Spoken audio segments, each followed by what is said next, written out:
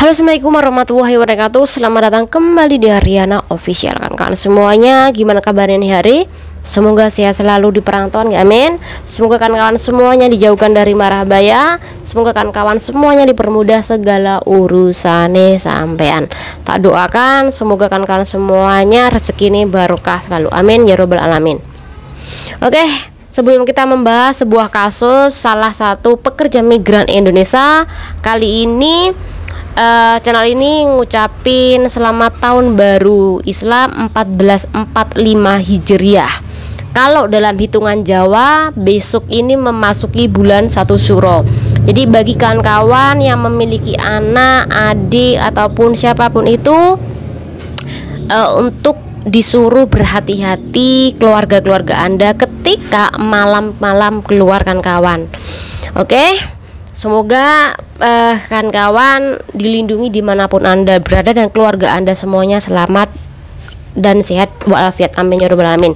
Nah kawan-kawan, kali ini kita bakal membahas sebuah video yang sedang beredar, yang dimana ini video berbarengan ya, hampir berbarengan dengan kasus yang muncul kemarin yang sempat menggegerkan Hong Kong dan tentunya sebagian dari wilayah Indonesia, sebagian dari wilayah Taiwan juga.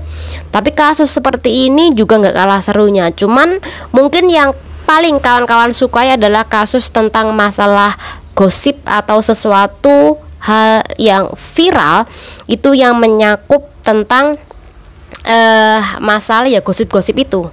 Ini yang kawan-kawan sukai. Tapi kali ini kita bakal membahas tentang salah satu pekerja migran Indonesia yang mengalami kekerasan yang dilakukan oleh majikannya. Jadi silakan disimak kawan videonya hanya channel ini. Oke, beredar di sebuah video memperlihatkan seorang pekerja migran Indonesia ini mengalami kekerasan yang dilakukan oleh anak majikan ketika mbaknya ini melakukan kesalahan. Kesalahan apa sih kok sampai anak majikan ini sampai melakukan kekerasan yang lumayan fatal menurut aku kepada PRT-nya. Jadi ceritanya Mbak E ini disuruh cuci mobil kan kawan. Tetapi ada di bagian mobil ini yang entah itu tergores atau mobilnya ini warnanya agak berkurang. Tapi intinya mbaknya ini melakukan kesalahan kecil kan kawan. Dan kesalahan kecil itu tidak dimaafkan oleh si anak majikannya. Ini terlihat ketika anak majikannya itu tahu kalau mobil kesayangannya ini ada yang lecet, maka dia langsung mendatangi Mbak Indonesia itu. Langsung di situ mbaknya ini dijambak rambutnya kan kawan, kemudian dibenturkan ke timbuk dan ke lantai.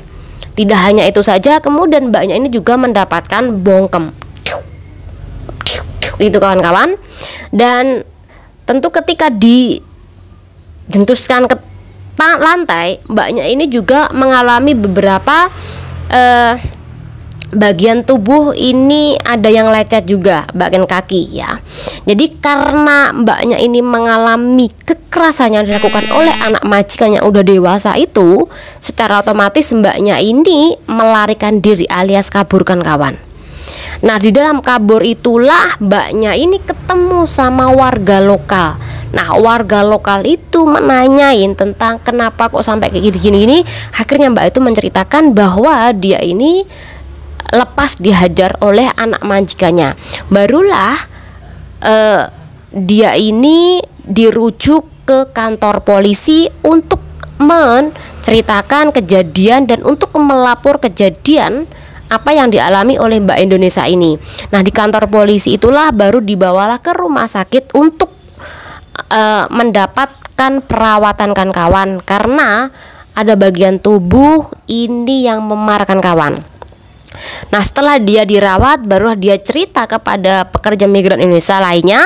Nah di situ pekerja migran lainnya ini barulah menghubungi pihak KJRI kan kawan. Jadi intinya kasusnya ini sedang dihandle oleh pihak KJRI kan kawan.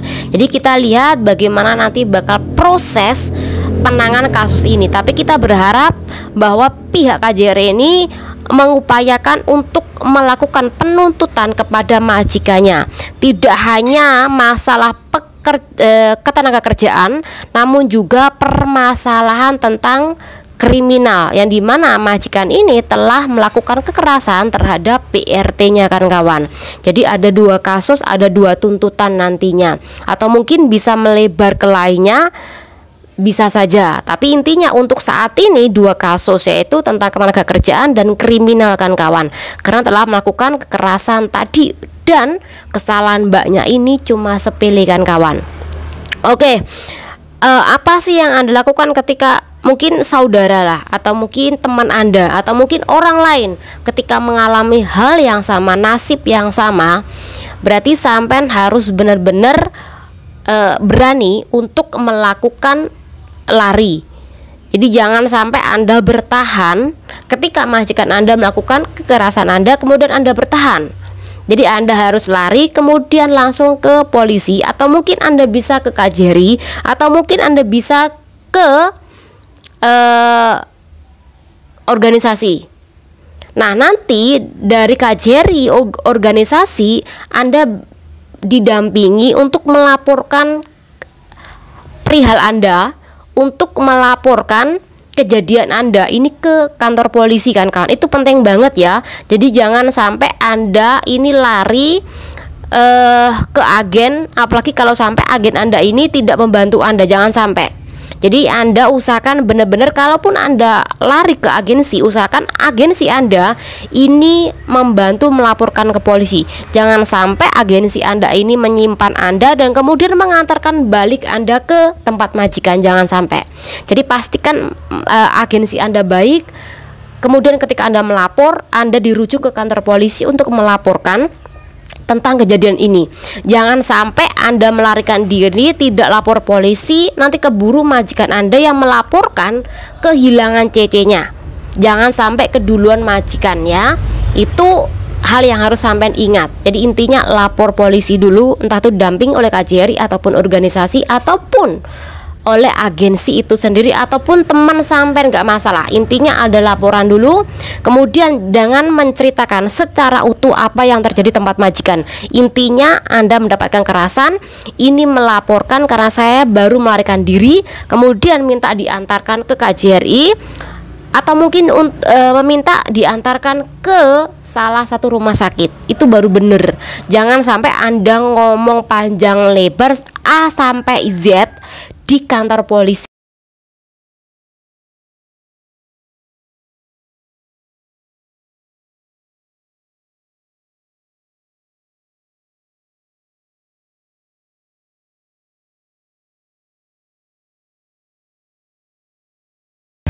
Oke kan kawan, sampai di sini pembahasan kasus ini.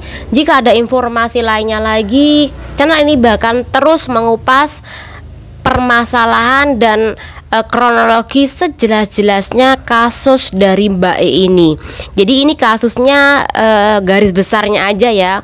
Untuk detailnya kita masih menunggu mbaknya ini untuk speak up neng gini sosial media. Semoga bermanfaat buat kawan-kawan semuanya dan terus berhati-hati. Semoga kawan-kawan semuanya dijauhkan dari mara bahaya. Amin ya rabbal alamin. Assalamualaikum warahmatullahi wabarakatuh.